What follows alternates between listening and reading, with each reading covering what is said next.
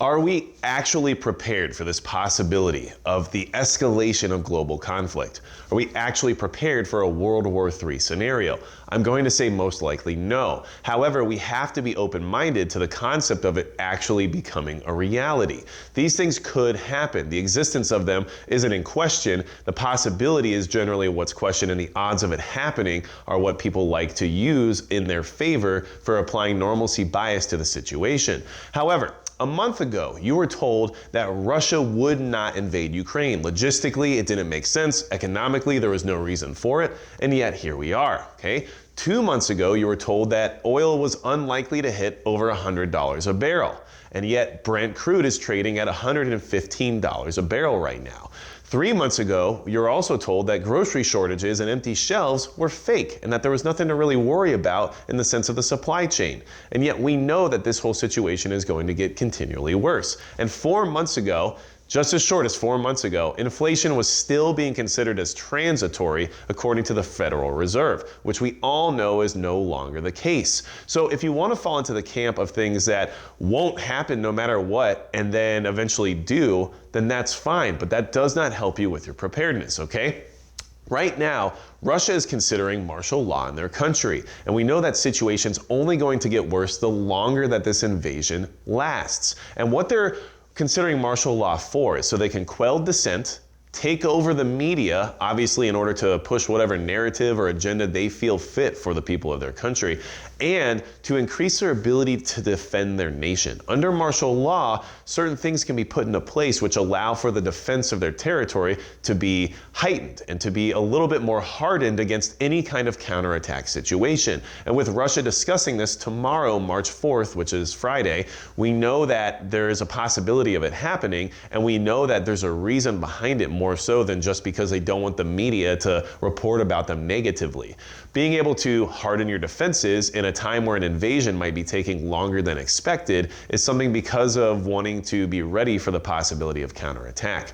Like I said, the longer this thing goes on, the more likely we are to see global involvement with what is happening right there in Ukraine this second. More U.S. troops are being sent to Europe as well, and there's up to 12,000 service members there right now that are deployed in order to help support NATO during this situation. However, we're being told over and over again that there will not be U.S. troop involvement with the war in Ukraine. But we've been told a lot of things over the last 2 years that eventually turn out to be a different story at the end of the day. So yes, we are sending troops there, and there are troops in that region ready to be deployed if the need arises. And there is a possibility of that need arising here soon based on different actions that could occur. And the longer this thing goes on, the better chance of that happening there is, okay? We also know that a lot of activity in the sense of military drills and maintenance and everything else going on within our own country seems to be escalating. There's more activity, people reporting seeing more movement and stuff like that when it comes to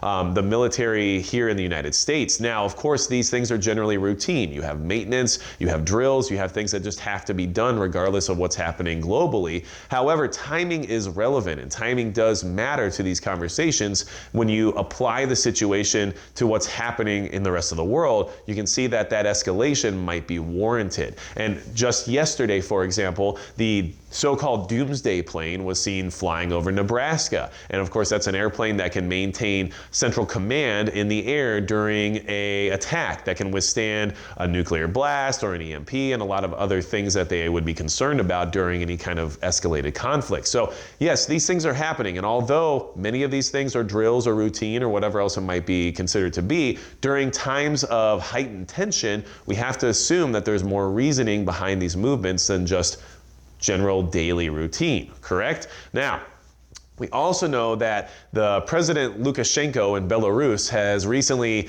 maybe mistakenly or probably on purpose, shown a map where the possibility of invasion in Moldova exists. And this is something that has a lot of people concerned, saying, well, Belarus is getting involved. Of course, they're willing to host Russia's nuclear capable weaponry and everything else related to their partnership with Russia. But on this map, it showed an invasion of Moldova. So people are concerned that another country is going to have the same fate as Ukraine here very soon. And that might be true. And I honestly think these things generally happen on purpose more so than on mistake, because it's helping to telegraph to the world that there's more at stake here than just Ukraine, and that people need to be a little bit more concerned about these partnerships and these plans that are being put into place, because they don't just last the amount of time the media decides they do. Sometimes there's more to it than what we've been reported, because obviously there's plans that nobody else has access to besides those who are in charge. Now, the big deal here with this whole Moldova situation is how many NATO countries border that region, aka Ukraine, Belarus, Russia, and Moldova. There's a lot of NATO countries there, and if one of these countries suddenly finds themselves involved with any of this invasion, the rest of NATO would likely have to respond. And these countries include Romania, Hungary, Slovakia, Poland, Lithuania, Latvia, and Estonia. So there's a lot of countries bordering this conflict right now that could easily find themselves being pulled into it, which then could easily pull the rest of NATO in as well.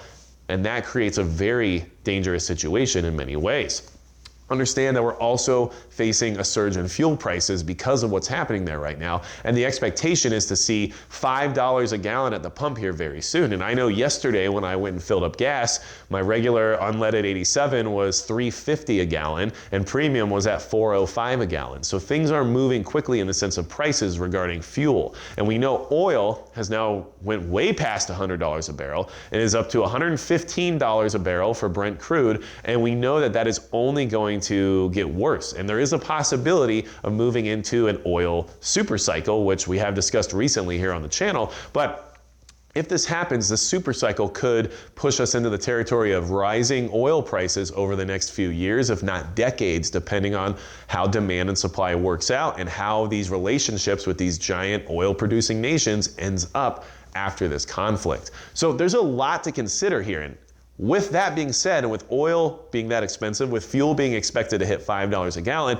you know inflation will continue as well. And although it was claimed to be transitory just as little as 4 months ago, it's definitely not. It's here to stay and it's moving forward, and we're all paying more for just about everything. It's just how it works. We're paying more for gas, which means that moves into paying more for goods, which means that everything costs more. And it doesn't just cost more to transport the goods or produce the goods, but it even costs more to consume the goods, which means all of us are going to pay in one way or another. Understand that we have to be open to these possibilities. We have to be open to the idea that World War III could actually occur because of this crisis.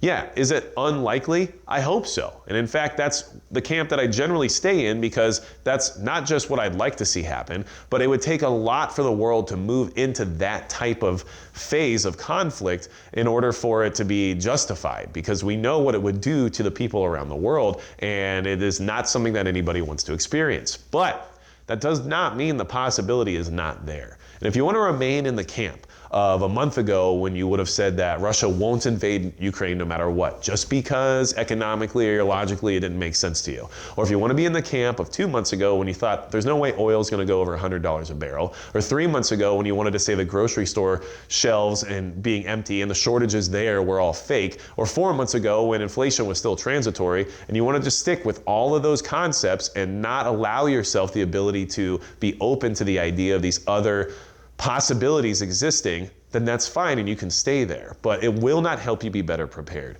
So I hope this video gave you some things to think about and gives you the idea that this escalation is possible, and at this point in time could even be likely, especially if this whole invasion lasts any longer than it already has. It is going to be an interesting time in our lives here very soon, and I'm saying that in a very negative way. And I don't want to see things get any worse than they already are, but I am preparing for them too, regardless of how I feel about it. Without anything else to say about it, that's going to be it for Magic Prepper.